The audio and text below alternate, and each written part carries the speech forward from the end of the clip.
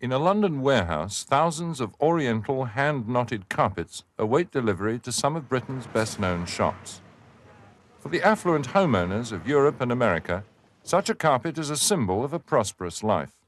One costing £1,000 and measuring 9 by 6 feet contains over 1 million knots, every one of them individually woven. 5,000 miles away in India, these are some of the weavers, 8-year-old children living many miles away from their families, working long, monotonous hours in cramped and poorly ventilated loom sheds. They're weaving this carpet for a subcontractor working for a British manufacturer. Just over a year ago, 30 children were rescued from the looms when shocking evidence of ill treatment began to emerge. अब बिनवावा हला बस सेने ओने हो जाले ना बस सोने से ना कैसे गते गते अब पिठिया पर मारले बस मैले कबर जाले अब लोहा के रहले ऐसे नेवल तवन जो ठोनिया जो ऐसे मारली बस गड़ जाले और रोवे लागली ना तो कहले चुप रहना तो कहले अपन बेटवा के अगे मैं गरम कर तो हम चुप हो जाली डरे. These stories of children being treated as slaves led to an inquiry by India's Supreme Court into the conditions of children in the carpet industry. Its findings are deeply disturbing. Tonight, World in Action counts the cost of the Western world's voracious appetite for the labors of the children of the loom. Chichori village, district of Palamau in the northeast Indian state of Bihar. It's the country's poorest area. In Palamau district alone, there are reckoned to be 100,000 bonded laborers. They work without reward and in near slavery for masters from whom they or their ancestors once took a loan. Amid this poverty, offers of work for the children are hard to refuse. Early last year, agents of carpet loom owners from the neighboring state of Uttar Pradesh came to Chichori in search of workers. Suresh Mochi, then around 7 years old, was one of those who fell for their promises. और कपड़ा से चीज हो तो मन से चीज देखिए और मार कुछ ना खाली सूटर बिने लग कहबो और नाले कहले गलैचा बिनबो और कठर में बांध के मरबो कहले कि सिनेमा देखबो और देखिए और मन हो तो बिन है और न तो बिन है कल के चला रहला सिनेमा देखिया और फिर चले या घर और सो इसी टाटा एक्सप्रेस जगह के Some of the children's impoverished parents took loans from the loom owners, thinking these would soon be repaid from the high wages promised to their sons. But most of the children were simply tricked by the ultimate treat for a poor Indian child being taken to the movies. Instead, they were forced on a train to Carpetland. Like thousands of other children from Palamau, they became migrant workers in the carpet belt, centered on the towns of Mirzapur, Badoy, and Varanasi. The Chichori children ended up in a village called Belwaria. Their new boss was a man called Panalal, one of the thousands of subcontractors used by the major manufacturers and exporters to weave carpets on village looms. Panalal's promises of big rewards to the children were a lie.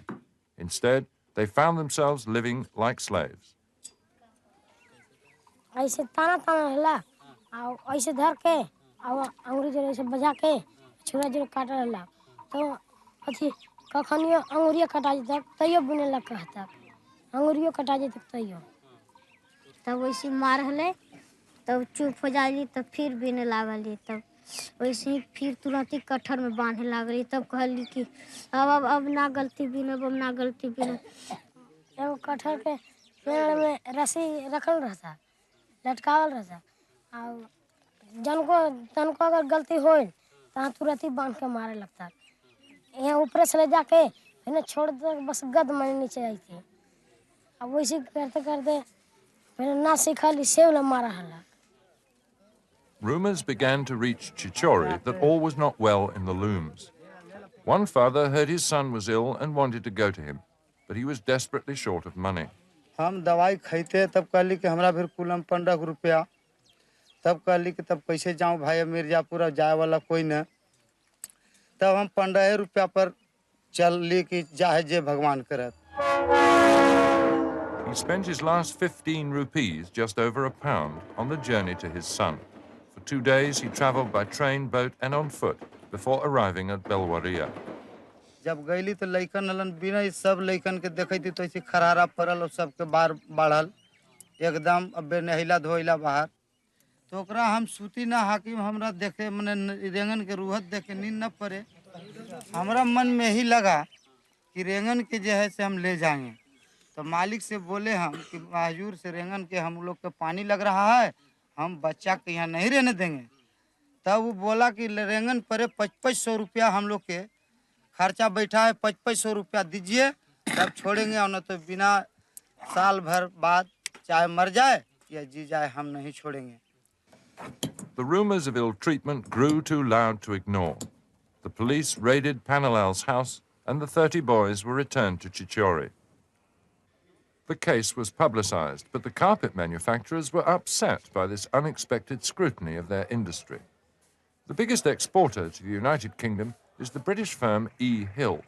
It is part of the multinational paper and timber group Bowater. Bowater also own Oriental Carpet Manufacturers based in London, one of the world's biggest carpet centres.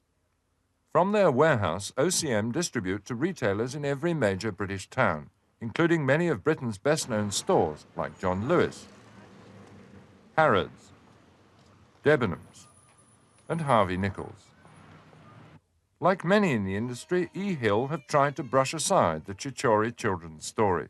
E. Hill's chairman is Keith Mogford. What's your view of the evidence of the young boys themselves who were returned, well, rescued see, sometimes from this village, and who said they'd been badly treated? The unfortunate thing in India is that if anybody could have bribed those young boys to say anything you like, and they would say anything you like for, 10 rupees, they'd probably shot their grandmother. Police investigations supported the Chichori children's story. The police report said, scar marks from branding and other wounds were noted on the bodies of various children. The Chichori case was taken to India's Supreme Court by an organisation campaigning against bonded labour. The court appointed a commission to investigate conditions in the loom sheds. Recently, the commissioner completed his 200-page report. It is still to be presented to the Supreme Court, but we have obtained a copy.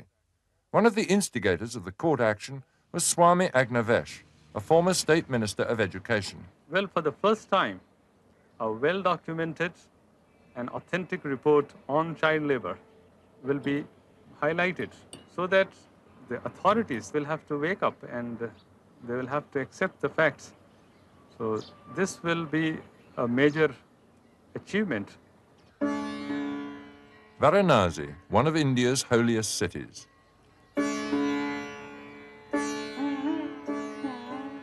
Here, as in all of India, there are many child workers.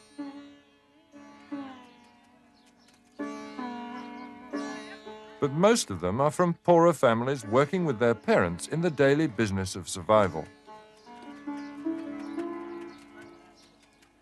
The Supreme Court Commission's investigation was directed at the quite different form of child labour created by the demands of American and European households.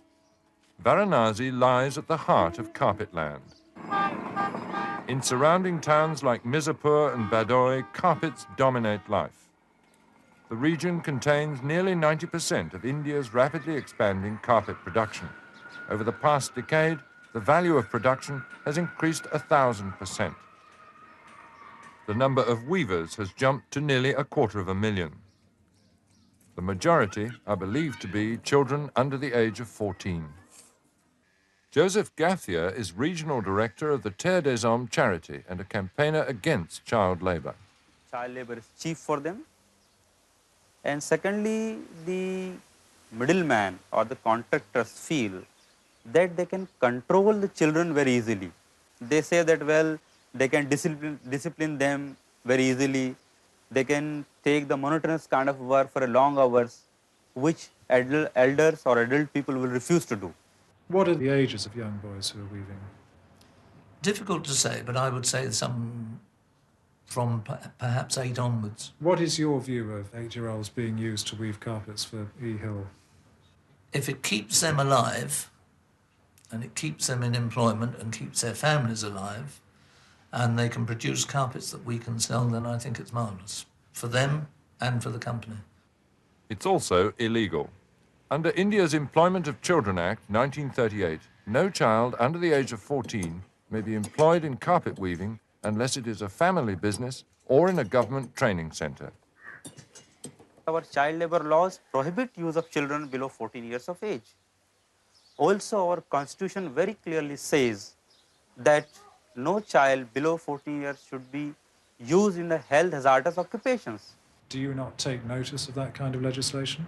You can't take notice of that kind of legislation. What are you going to do, let them starve? If that is what the law says, don't you have a responsibility to try and make sure that law is not being broken and that young, very young children are not being used in this business? If we are aware of it, then probably we would make some mention of it to the contractor.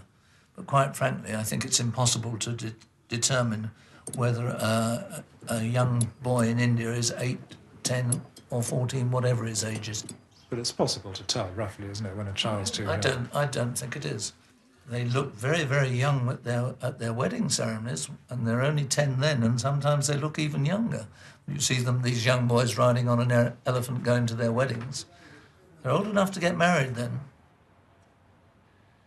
India's constitution not only provides against child labour, it also contains the aspiration that all children under the age of 14 should go to school. Some child weavers have dropped out of school to work in the looms instead. Our national priority is that all children should receive education. And if they are causing dropout from the schools among the children, then they should change their trade practices, whereby then they do not cause this. I think they should be educated, but the education that they certainly need at the moment is possibly on hygiene. But I don't think that's what the Constitution intended. No, but the other thing they should have is on birth control. My office boy, he's got 14 children. Very proud of it, and I'm sure he's going to keep going on. Now, how on earth India is going to feed all these mouths, I just can't imagine. The Supreme Court's Commission on the Carpet Industry reported, "The various labour laws made to protect the interests of children are observed more in their breach than in their enforcement." Application of the laws is made more difficult by the structure of the industry. At the top are the major manufacturers and exporters like the British company E. Hill. At their main factory in Kamaria, they apply the finishing touches of clipping to the carpets. But like other manufacturers, they subcontract the actual weaving. The loom owners and middlemen buy the wool from the factory. The wool is taken to the village looms for weaving. The factory then buys the finished carpets back from the subcontractor. The system means the middlemen have no job security with the manufacturer. Ram Chirangwi and his father have given E. Hill 60 years of combined service. Then, 2 years ago, he was one of 5 subcontractors who led a protest to Hills after they had stopped the weaver's annual bonus. Shortly afterwards, his and his father's contracts with E. Hill were ended. One of his carpets, into which weeks of work had been put, was cancelled without compensation for him or his weavers. यह जवाब मिला खाली कि आप लोग जो है नेतागिरी करते हैं तो नेतागिरी करने वालों के लिए यहाँ काम नहीं। Subcontracting the weaving is a convenient system. It not only keeps the contractors under control, it also means the manufacturers do not have to apply India's factory laws to the weaving process. The Commission found a mood of fear among the child weavers. The children were sometimes whisked away or hidden. Even when we found the children, they were very afraid to speak out openly in front of the loom owner, or even if he was around. The subcontractor system also allows unscrupulous loom owners like the Chichori children's master Panalal to operate within the industry. Was he one of your weavers as far as you know? Not as far as I'm aware. Would you know for sure? No. Why not? He could have been used by one of our contractors. So he might have been yours. It is possible. It is possible. Do you think you ought to know whether he was or not? No. Last week, we tracked down Panalal in India. He told us that he'd been working with subcontractors weaving for E. Hill. Why do you think that big manufacturers like to use the middleman system? Because thereby they can overcome the legal responsibilities toward the workers and can earn huge profits without being responsible to the conditions of workers. Despite the laws, the Commission was faced with the reality that over 100,000 children were working in the carpet belt, some 10,000 believed to be migrants from Palomar living many miles from home. The manufacturers claim they're bringing new wealth to the area and the children. They will be fed and they will receive wages. And the wages that they receive, they will send home, and their families will be kept alive as a result of it. If a child is kept at that age in such a condition that its total physical and mental capacities are, pushed in the corner and there's no chance for the future development. But what Now, checks, those if young any, boys would be receiving something like 500 rupees a month, and they would be sending that money home to, say, Bihar, which would be keeping the family alive. How can you be sure that they're receiving those sums? One can't be sure, but one would know that they wouldn't be working for nothing. Yes, but very young boys may be very vulnerable in the hands of I Loom don't owners. think so. The Commission went to Palomar to see for itself. It interviewed nearly 1,000 children who had returned from the carpet belt. Nearly half told the Commission they had received food, but no wages at all. आपको कोई पैसा दिया था? ना कुछ भी नहीं दिया था? ना हाँ? खाने में क्या-क्या देते थे? हैं? खाने में क्या? नून रोटी उन रोटी, दाल वाल नहीं है? ना कुछ और नहीं। दालो देता ना हाँ। तो ओकरा में राख के घर देता. The Commission also talked to 1,500 weavers in the carpet belt. These included local boys and older workers. It found that over two-thirds were receiving less than 9 rupees, 60p, per day, half the amount claimed by the manufacturers. The Commission said these claims were a widely prevailing myth caused by unrealistic assumptions of the number of knots that could be woven in a day. In a village off the beaten track, we found one of Ehill's subcontractors' looms. Inside, there were migrant child workers from Palomar weaving in contravention of the law. One said he was 8, 2 said they were 10. They told us they were homesick. The contractor was passing on the correct rate for the job, but the boys said it was impossible, even if they worked 11 hours, to earn much more than 8 rupees a day, under half the company's claims of 500 rupees a month. Out of that, they had to buy their food. What checks, if any, do you make that they are getting the money? We don't make any checks. But as I say, we publicise, and it's well known what the rates are. And the fact, I think you'll find, there is a supply and demand basis. And these young boys will, if they don't get 500 rupees from our contractor or our loom owner, will go to one that will pay it. How could There you is a shortage. Among Palomar migrant children, the Commission found that 90% had not been free to change employer. If they tried to escape or go to another loom owner who promised better payments, they were caught, brought back and punished. बस एक दिन हमें 4 गो 5 गो रेंगा हल्ली भाग गेल मार से ना बड़ी मार हली तो घर आवेला फिर लेज के कुइया में लट अथी में ऊपर अथी में कटहर के ले अथी में और पकड़ और बांध के और पानी तिरल जला ऊपर वहां रुख में ठेका के और डोरवा से छोड़ दो बस गोद में गिर रहली है. But what about those young boys who may be being kept in bad conditions, who may not be receiving money, and over which you say you can have no check? I don't think it would exist or occur. Extensive inquiries by the Commission found it was occurring, and it soon became clear that Chichori was not an isolated example. Shortly afterwards, police rescued nearly 100 children from 22 different loom owners. Of one group of 16, released from the village Jojapur, the Commission said, It is obvious that they were forced to work for long hours, abused and ill-treated, given inadequate food and no money. The Commission drew up further lists of nearly 200 children who, their parents said, were being forced to work somewhere in Varanasi. Altogether in Palomar, the Commission visited 160 villages and talked to nearly 1,000 migrant children who had worked away from home in the looms. Over a third had worked more than 12 hours a day.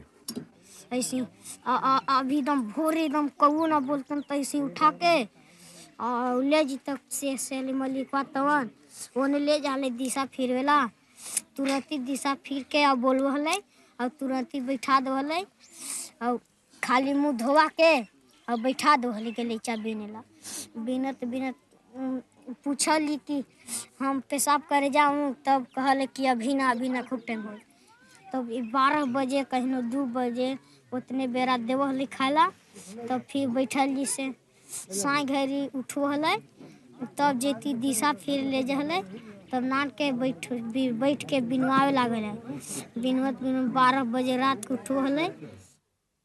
These migrant children were mostly found in torn clothes, generally wearing underwear only.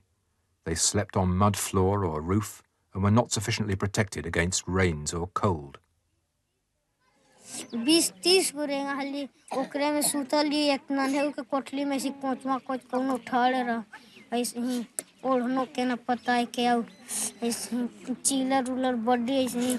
What kind of a life is it, do you think, for a child who may be cooped up for 8, 10, 12, 14, 16 hours a day in a loom which is dark and exposed to the outside world? It doesn't seem a very pleasant childhood. I think if the young lad, and he's not often, he doesn't often work more than 8 hours a day, sometimes less. But I think if a young lad is able to provide for his family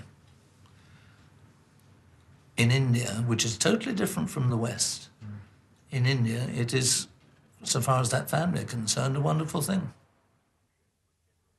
The loom sheds were generally congested. The ventilation was very poor and air was laden with wool fluff. The children, cramped on the pit looms, often developed boils and skin diseases.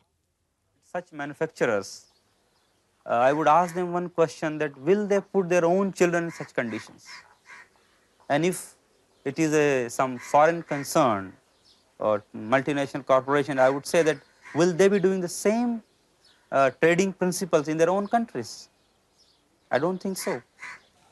Distressed parents told the commission of 22 children who had simply disappeared from the looms, either dead or sold by their masters. 4 were known to have died.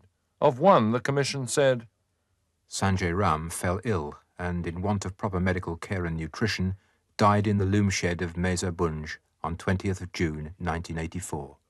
He was 13 years old. Among the 2,500 weavers it interviewed, the Supreme Court Commission found a disturbing amount of exploitation and ill treatment. Exactly how widespread the abuses are among the 250,000 weavers, it is impossible to tell. The carpet industry earns India valuable foreign exchange and provides much-needed employment. Its critics don't want to ruin it. We definitely do not want to make the laborers jobless. Our objective is to see to it that the law is fully enforced so that these workers can do better job, and ultimately the consumer should also have the satisfaction that the carpets they are sitting on is not due to the exploitation of these child laborers. Recently in India, there have been calls for the appointment of a Protector General to look after the children's interests. But so far, the government's priority has been protection of the industry. I'm getting all the encouragement possible from the Indian government to produce more and more carpets. Now, I don't think the Indian government, certainly from their action so far, are going to, or appear to be concerned about the labour that we're using. Every year, thousands of new weavers are required to satisfy the West's demand for even finer quality carpets. The Supreme Court Commissioner's report makes many recommendations for reforming the industry and protecting the children. But effective policing can only come from the government, along with the big manufacturers. Much will depend on the example set by those from Britain, who started the export of carpets from India nearly 90 years ago. Why can't you ensure that the job that is being done by a young child is done by a boy when he reaches the age of 14? He will be 14 at some stage or other. Why can't you wait? There just aren't enough weavers about.